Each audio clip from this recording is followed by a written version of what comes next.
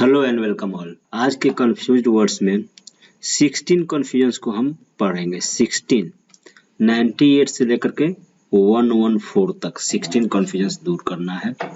पहला है comprehensive. Comprehensive मतलब होता है व्यापक। व्यापक मतलब विस्तृत, विस्तार से। और दूसरा है इसी का कॉम्प्रिहेंसिबल। कॉम्प्रिहेंसिबल पढ़ने में आसान है, पढ़ सकते हैं आप। कॉम्प्रिहेंसिबल समझने योग्य। जिधर BLE होता है ना, उधर योग्य हिंदी में डाल सकते हैं आप।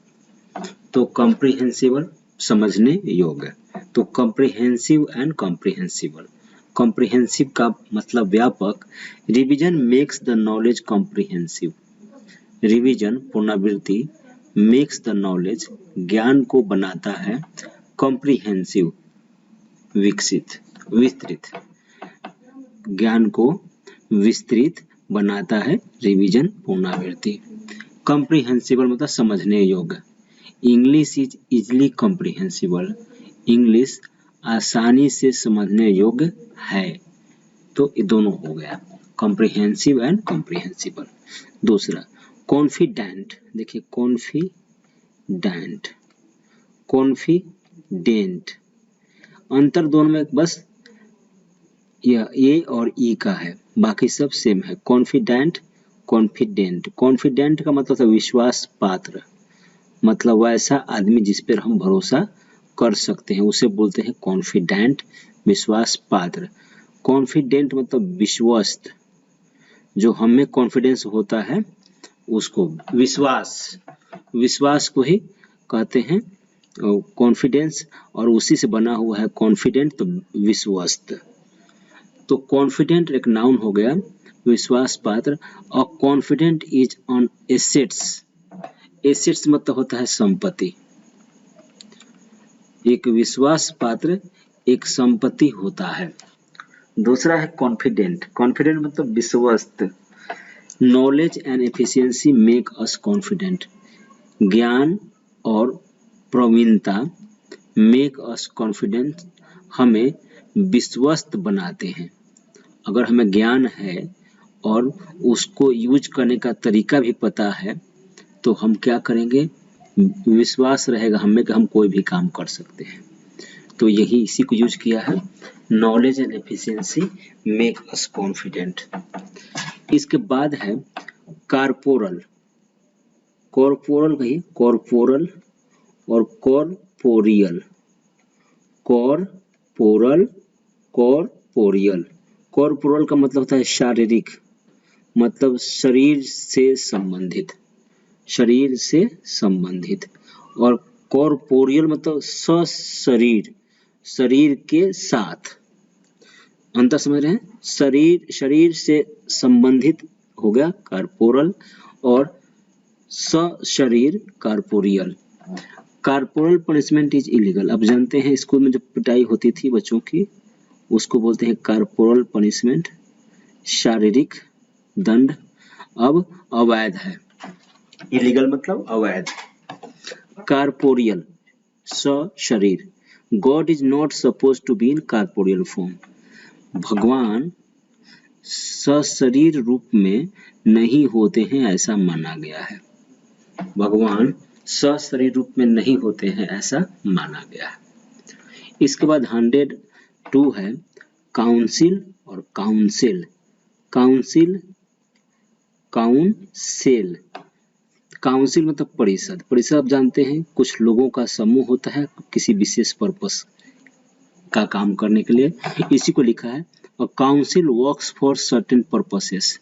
एक परिषद कार्य करती है निश्चित लक्ष्यों के लिए, निश्चित उद्देश्यों के लिए।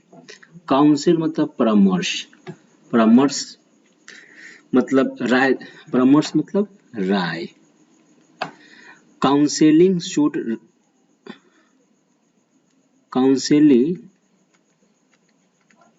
काउंसलिंग शुड नहीं रहेगा, शोज रहेगा। Counselling shows, counselling shows right direction.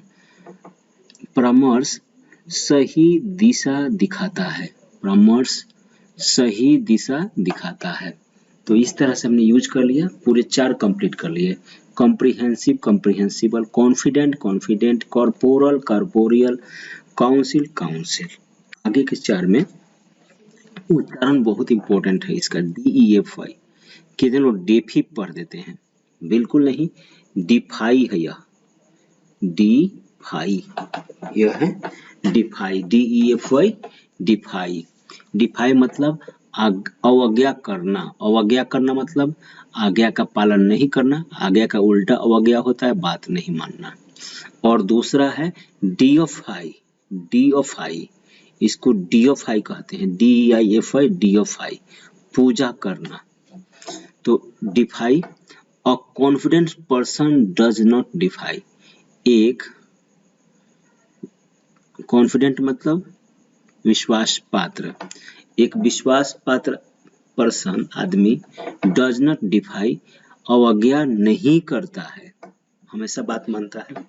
और डियोफाई मतलब पूजा करना। Meera deifies good merits. Meera अच्छे गुणों की पूजा करती है। Meera deifies good merits. अब इसके बाद है decree. Decree, CREE, cree, decree, आदेश देना।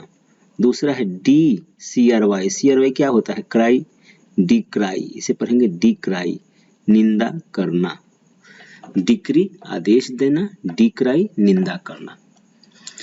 God always gives his decree in favour of truth. भगवान हमेशा अपना आदेश सत्य के पक्ष में देते हैं। भगवान हमेशा अपना आदेश सत्य के पक्ष में देते हैं। डिक्राई, निंदा करना। Decrying makes a good person stronger. Decrying मतलब निंदा। निंदा करना का नाउन के रूप में यूज करेंगे तो जेरन बना देंगे तो नाउन हो जाएगा। डिक्राइंग मतलब निंदा। मेक्स अ गुड पर्सन, एक अच्छे आदमी को बनाता है क्या? स्ट्रॉन्गर, और मजबूत। शिकायत सुनकर अच्छा आदमी अपने आप में और इम्प्रूवमेंट करता है, इसी को यूज किया। अब देखिए 105th। 105th में DELT क्या होता है? लेट, तो डिलेट हो जाएगा ये। डिलेट मतलब अभियोग लगाना। अभियोग मतलब आरोप लगाना। तो transparency has eliminated the chances of deleting. Transparency का मतलब क्या होता है? पारदर्शिता। पारदर्शिता का मतलब होता है कि हम जो काम करते हैं वह कोई भी जांच कर सकता है, किसी को भी समझ में आ सकता है, सबके लिए खुला हुआ है, कोई भी देख सकता है। तो ट्रांसपेरेंसी हैज एलिमिनेटेड, ट्रांसपेरेंसी ने खत्म कर दिया है। एलिमिनेटेड मतलब खत्म कर दिया है द चांसेस ऑफ डिलेटिंग, डिलेटिंग के आरोप लगाने के चांस को। क्यों? कोई डीएम है, कोई डीएम कोई काम कर रहे हैं और काम जो भी करना है इंटरनेट पर डाला हुआ है ट्रांसपेरेंसी के लिए। तो आप इंटरनेट पे देख लेंगे कि किसी काम के लिए 10 करोड़ रुपए आया, 10 करोड़ का खर्च उस काम में हो गया है, तो आपको समझ में आ गया कि 10 करोड़ आया था जिस काम के लिए, उसी काम के लिए खर्च हुआ है, किसी और काम के लिए नहीं हुआ है, तो कोई आरोप लगेगा ही नहीं। तो ट्रांसपेरेंसी रहेगी तो लोगों को समझ में आएगा, और ट्रांसपेरेंसी रहेगी तो काम कराने वाले लोग भी सही से काम कराएंगे, क्योंकि ट्रांसपेरेंसी कराने से अगर गलत काम किया तो पता चल जाएगा दूसरों को। तो यही है, ट्रांसपेरेंसी ने डिलेटिंग के चांस को, आरोप लगाने के चांस को खत्म कर दिया है। डर से भी लोग सही काम करते हैं और दूसरा गलत काम करते हैं तो पकड़े भी जाते हैं, इसलिए आरोप लगाने के चांसेस अब कम हो जाते हैं ट्रांसपेरेंसी से। नाउ DELET, डिलीट, कंप्यूटर की भाषा है, आप जानते हैं। डिलीट, हटा देना, मिटा देना। Out of context matters of the meeting are deleted.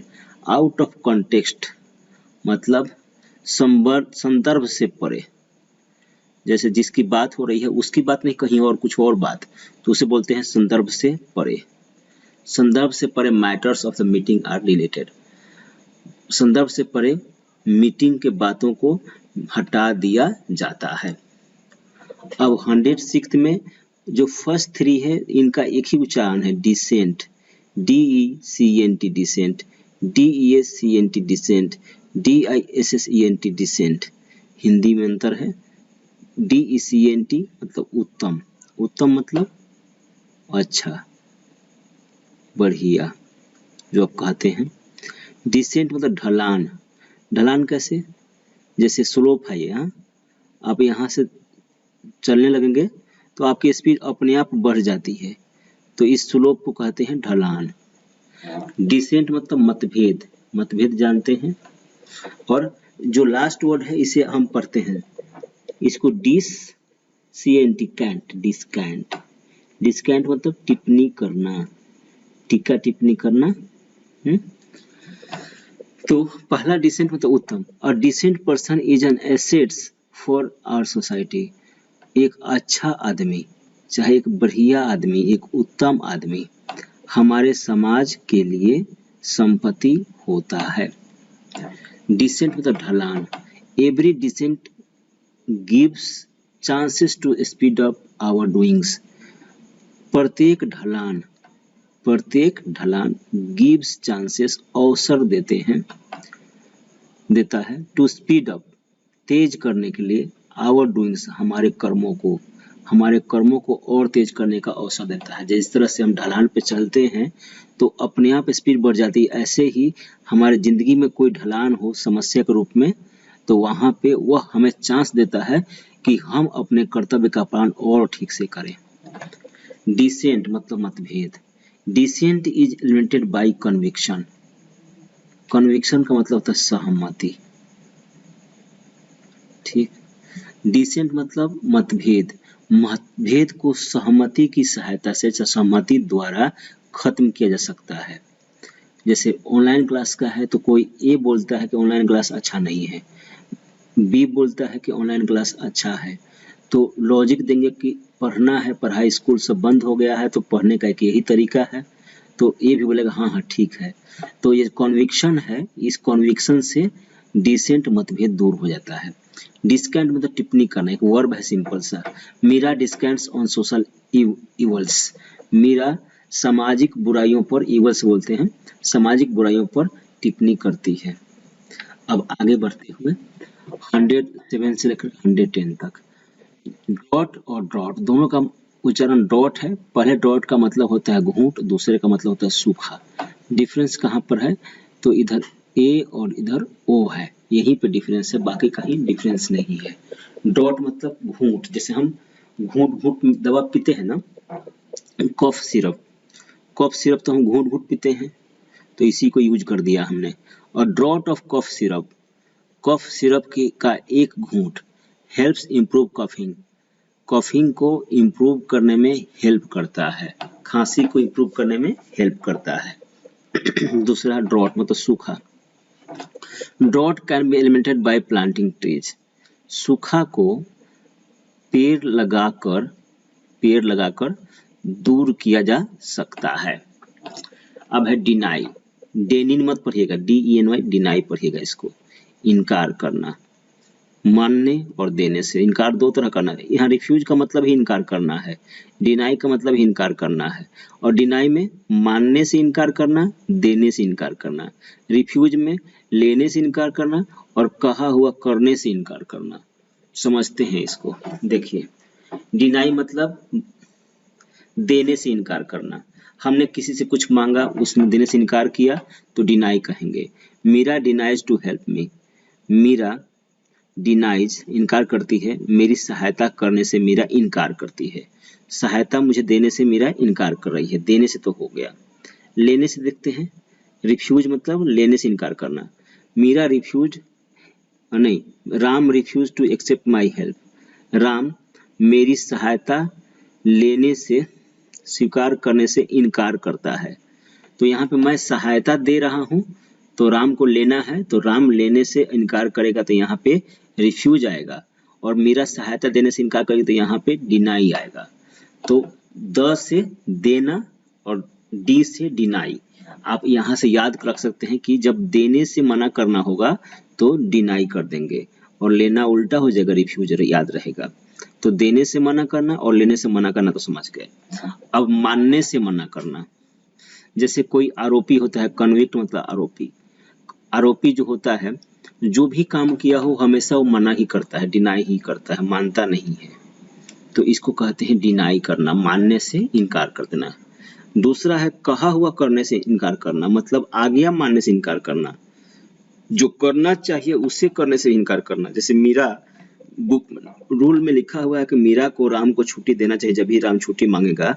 Meera refuse giving Ram leave, Meera ने राम को छुट्टी देने से इनकार किया, तो यहाँ पे लीव देने से इनकार किया, कहा हुआ करने से चाहे लिखा हुआ करने से इनकार कर दिया, तो यहाँ पे रिफ्यूज करेंगे। अब है डर्टी और फिल्थी। डर्टी मतलब गंदा, फिल्थी मतलब गंदा, बहुत अधिक। आप समझ गए होंगे कि अगर हम फिल्थी का प्रयोग करें तो फिल्थी अधिक गंदा होता है, डर्टी से, लिखा भी है। We should not wear dirty clothes, हमें गंदे कपड़े नहीं पहनना चाहिए। A beggar wears filthy clothes, एक भिखारी गंदे कपड़े पहनता है। गंदा कितना गंदा होता है, डिफरेंस कैसे करेंगे, दोनों तो गंदा है। अगर गंदा महकने लगे तो उसे कहते हैं फिल्थी। गंदा कपड़ा गंदा हो गया लेकिन वो महकने लगे तो उसे बोलते हैं फिल्थी। नाउ आगे इफेक्टिव। इफेक्टिव मतलब असरदार, इफेक्टिव असरदार। और दूसरा है इफेक्चुअल, सफल। असरदार को देखते हैं। Online classes are becoming effective day by day. Online classes दिन ब दिन असरदार हो रही हैं। इफेक्चुअल मतलब सफल। Effective studies make us effectual, प्रभाव असरदार चाहे प्रभावी, असरदार पढ़ाई मेक्स अस इफेक्चुअल बनाती है हमें इफेक्चुअल सफल। असरदार पढ़ाई हमें सफल बनाती है। आगे इकोनॉमिक, इकोनॉमिकल। इकोनॉमिक और इकोनॉमिकल में देख रहे हैं डिफरेंस। पढ़ना तो बहुत आसान है। इकोनॉमिक मतलब आर्थिक, मतलब धन दौलत से संबंधित, अर्थ से संबंधित, और अर्थ मतलब धन दौलत भी होता है। इकोनॉमिकल मतलब किफायती, किफायती मतलब फिजूल खर्च न करना, इसे बोलते हैं किफायती। फिजूल खर्च न करना, किफायती। तो पहले इकोनॉमिक, वीमेन एम्पावरमेंट, महिला सशक्तिकरण, कैन प्रोपेल आवर इकोनॉमी, हमारी अर्थव्यवस्था को बढ़ा सकता है। सशक्तिकरण क्यों? क्योंकि उनका सशक्तिकरण नहीं है तो वो भाग नहीं लेती हैं, जो फाइनेंशियल एक्टिविटीज होती है उनका सशक्तिकरण हो जाएगा तो वो भी जॉब करेंगी, वो भी कंपनियां खोलेंगी, तो इससे हमारा इकोनॉमी बढ़ेगा। तो वीमेन एम्पावरमेंट। इकोनॉमिकल मतलब किफायती, फिजूल खर्च न करना। इकोनॉमिकल लिविंग, किफायती जीवन जीना। इंडिकेट्स, सूचित करता है, सिंप्लिसिटी ऑफ लाइफ, जीवन की सरलता को। जीवन की सरलता एक गुण होता है सभी आदमी का, तो इसको इंडिकेट क्या करता है, इकोनॉमिकल लिविंग। फिजूल का खर्च नहीं करता आदमी, आवश्यकता के बराबर से खर्च करता है। अब है इमिग्रांट और इमिग्रांट, इसे समझिए।